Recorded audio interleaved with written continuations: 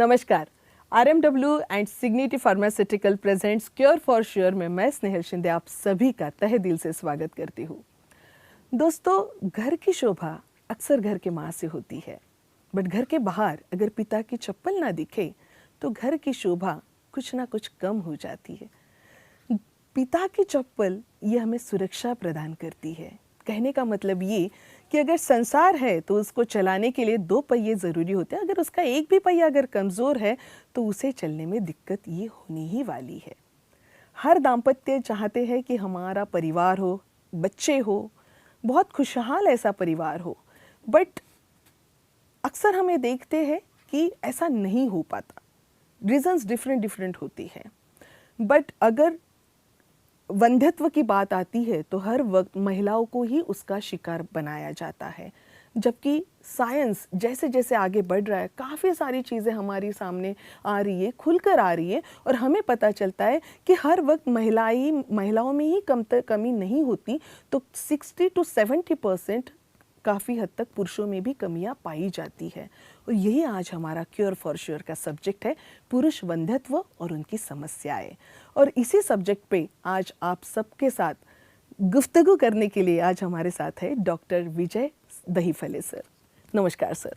नमस्ते जी। हमारे आज के इस खास प्रोग्राम में आपका बहुत बहुत स्वागत है। डॉक्टर साहब अंतर्राष्ट्रीय ख्याति के सेक्सोलॉजिस्ट, एंड्रोलॉजिस्ट और यूरोलॉजिस्ट है। 23 साल से भी ज़्यादा समय की उनकी प्रैक्टिस है। औरंगाबाद से वो प्रॉपर है, बट इसके बावजूद दुबई, पूना, बम्बई, नागपुर और राज्य की अलग अलग शहरों में जाकर सेक्स एजुकेशन, अवेयरनेस और सेफ्टी के बारे में सेमिनार्स, वर्कशॉप और बहुत बड़े पैमाने में वो काम करते हैं, क्योंकि ये ऐसा विषय है जिस पर खुलकर कभी बात नहीं की जाती। बट सर इसलिए प्रसिद्ध है कि इस विषय को बहुत ही सुलझे हुए तरीके से हर विषय में, हर लैंग्वेज में, हिंदी हो, मराठी हो या इंग्लिश हो, हर लोगों को अवेयर करने का जिम्मा सर ने अपने कंधों पे उठाया है और बहुत अच्छी तरीके से वो निभा रहे हैं। चलो तो बात करते हैं आज के इस विषय के बारे में। सर, आज हमारी चर्चा का विषय है पुरुष वंध्यत्व और उसकी समस्याएं। पुरुष वंध्यत्व यानी एग्जैक्टली क्या? मेल इनफर्टिलिटी, ये वर्ड हमने काफ़ी बार सुना है, बट एग्जैक्टली क्या होता है? क्योंकि काफ़ी लोगों को इस बारे में पता नहीं है। हमेशा ऐसा देखा गया है, जब भी कोई केस आती है वंध्यत्व की, भले पुरुष हो या स्त्री हो, जी।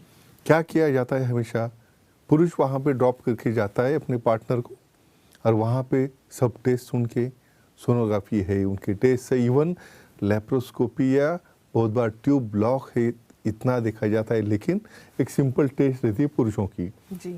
वीर्य की तपासनी, और जिसके अंदर वहाँ क्या में आता है, बस वीर्य में शुक्राणु नहीं है, मतलब बाकी टेस्ट सब अननेसेसरी हो गए। लेकिन इसलिए मैं कहता हूँ, पुरुष वंध्यत्व या स्त्री वंध्यत्व हो, वंध्यत्व की केस में यहाँ पे दोनों को आना चाहिए। और जब कपल साथ में रह के 2 साल तक अपना रूटीन समागम शुरू रहते हुए भी समझो उन्हें कोई बच्चा नहीं हो रहा है, तो ऐसे केस को हम कहते हैं पुरुष वंध्यत्व। और यहाँ पे पुरुष में प्रॉब्लम है या स्त्री में प्रॉब्लम है, वो देखने के पहले एक सिंपल टेस्ट रहती है, वीर्य की तपासनी, सीमेन एनालिसिस, जो हमें डायग्नोसिस करके देता है किस में प्रॉब्लम है, और उसके आके बाकी कुछ इन्फॉर्मेशन चाहिए आप पूछ सकते हो। जी। काफी बार ऐसे एक गलतफहमी होती है कि अगर वंध्यत्व और नपुंसकता, इसका कनेक्शन बनाया जाता है। इसमें फर्क है या ये दोनों भी एक ही चीज के सिमिलर वर्ड? डेफिनेटली बहुत उम्मीदा सवाल है मैडम। इसके अंदर वंध्यत्व और नपुंसकता दोनों में काफ़ी फ़र्क है। शादी होने के बाद समागम करते हुए भी वहाँ पे आपको बच्चा नहीं हो रहा है, उसे कहते हैं वंध्यत्व। लेकिन नपुंसकता क्या रहता है, यहाँ पे आपके संबंध ही प्रस्थापित नहीं हो रहे हैं, किसी प्रकार का कमजोरी या सेक्सुअल डिस्फंक्शन कह सकते हैं, तो उसे कहते हैं नपुंसकता। इसका मतलब जिसे वंध्यत्व है वो नपुंसक होना चाहिए ऐसा नहीं है। अच्छा। और जो नपुंसक है उसे परमानेंट वंध्यत्व हो सकता है ऐसा भी नहीं कह सकते। इसलिए सेक्सोलॉजिस्ट और एंड्रोलॉजिस्ट का सलाह मशवरा करके आगे के टेस्ट करके हम निदान पे आ सकते हैं। अच्छा सर पता कैसे चले? हाँ, वेरी नाइस। मुझे डायग्नोसिस कैसे करना है Exactly, इसका? जी। बेसिकली यहाँ पे पहले मैं मेल की टेस्ट करूँगा, उसके अंदर सीमेन एनालिसिस में नॉर्मल काउंट क्या रहता है वो देखना है हमें। 15 मिलियन से लेके 150 मिलियन तक पर ml ये काउंट रहता है नॉर्मल स्पर्म का।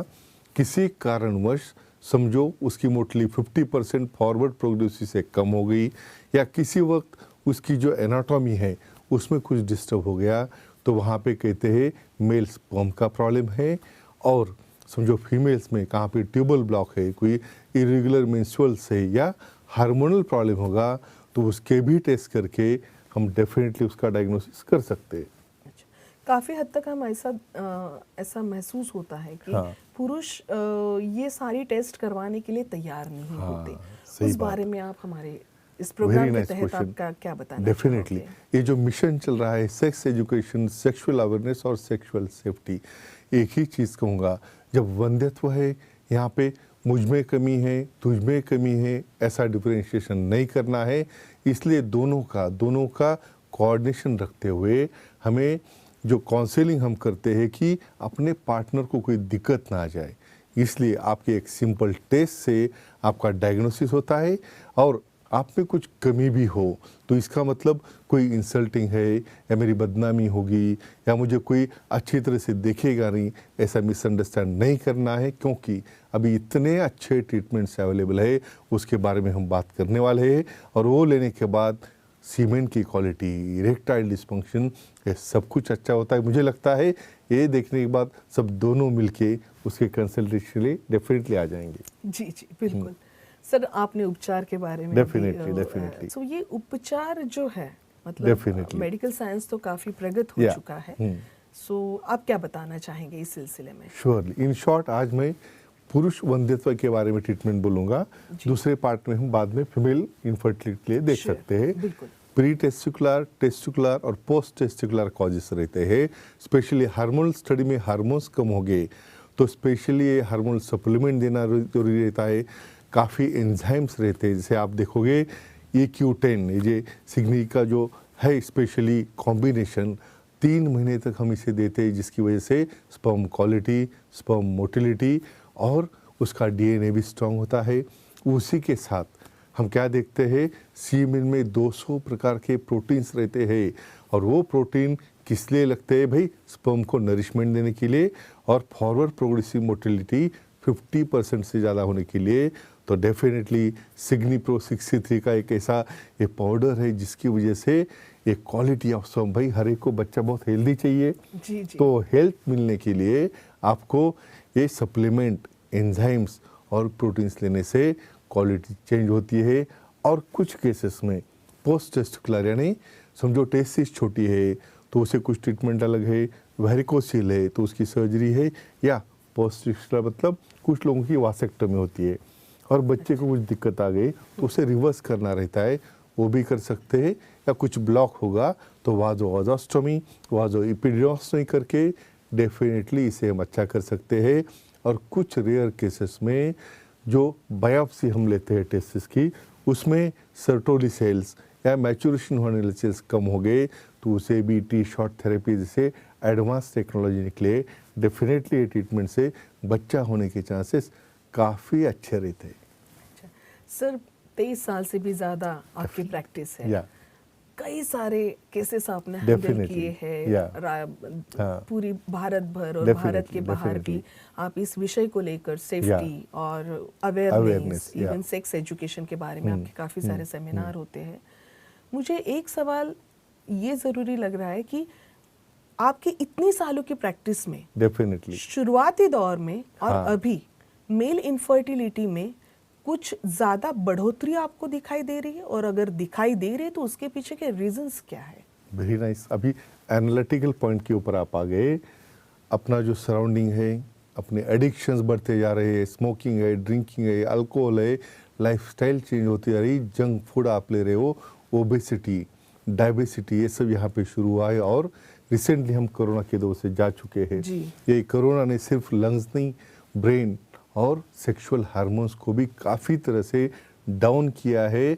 और इसलिए फर्टिलिटी रेट, मैं तो कहूँगा, आप समझो आर्टिकल देखोगे, India is labelled as the important capital of the world, Oh God. और उससे बाहर निकालने के लिए मेरा मिशन शुरू है, जो कि लोकली है, ग्लोबली है, और ये सब मेडिसिन का और सबका सपोर्ट लेते हुए डेफिनेटली समझो कभी भी होगी, तुम्हारे हैबिट्स बदल के आप डेफिनेटली मेडिसिन लेके, ट्रीटमेंट लेके, सेक्सोलॉजी एनालिस्ट का सलाह मशवरा करके आपके प्रॉब्लम सॉल्व कर सकते हो। इवन कुछ कारणवश ये प्रमाण जो घटते जा रहा है फर्टिलिटी का, उसे भी हम आगे ले सकते हैं। और फ्रेंड्स, एक ही कहूँगा, आईवीएफ या कोई अदर ट्रीटमेंट के लिए जाने के पहले अपना सेक्सुअल लाइफ ओके रखो, क्वालिटी ऑफ स्पर्म अच्छी रखो, लाइफस्टाइल अच्छी रखो और सुखी रहो। इससे ही आपका फर्टिलिटी रेट बढ़ जाएगा। बहुत बहुत शुक्रिया सर। सही मायने में देखा जाए तो ये ऐसा विषय है जिस पर कभी भी खुलकर बोला नहीं Definitely. जाता, बट आप इतनी सुलझे हुए तरीके से ये सारी बातें करते हैं, Yeah. बहुत अच्छा लगा सर। आपने आज इस विषय के बारे में जितनी भी हमें इंफॉर्मेशन दी Yeah. बहुत अच्छी थी, और उसके लिए आपका बहुत बहुत धन्यवाद। धन्यवाद। दोस्तों, आज पुरुष वंध्यत्व ये हमारा विषय था। इस विषय में आज की चर्चा सुनने के बाद डेफिनेटली आपके मन में कुछ सवाल होंगे। नीचे जो नंबर दिया गया है उस पर आप कॉल करके उसका निदान भी आप ले सकते हैं। बस एक ही चीज़ आपसे कहना चाहूँगी कि इस विषय के बारे में कभी खुलकर चर्चा नहीं की जाती, बट हम हमारे डॉक्टर के साथ तो हमारी प्रॉब्लम शेयर कर सकते हैं। सो खुलकर बात कीजिएगा ताकि आप अपने लाइफ में सुखी, सुदृढ़ और समाधानी जीवन व्यतीत कर पाए। दोस्तों, अगले प्रोग्राम में अगले विषय के साथ हम आपके सामने हाजिर होंगे। तब तक आप हमारे YouTube चैनल को लाइक, सब्सक्राइब और शेयर करना ना भूलें। अभी मैं आप सबसे अलविदा लेती हूँ। नमस्कार।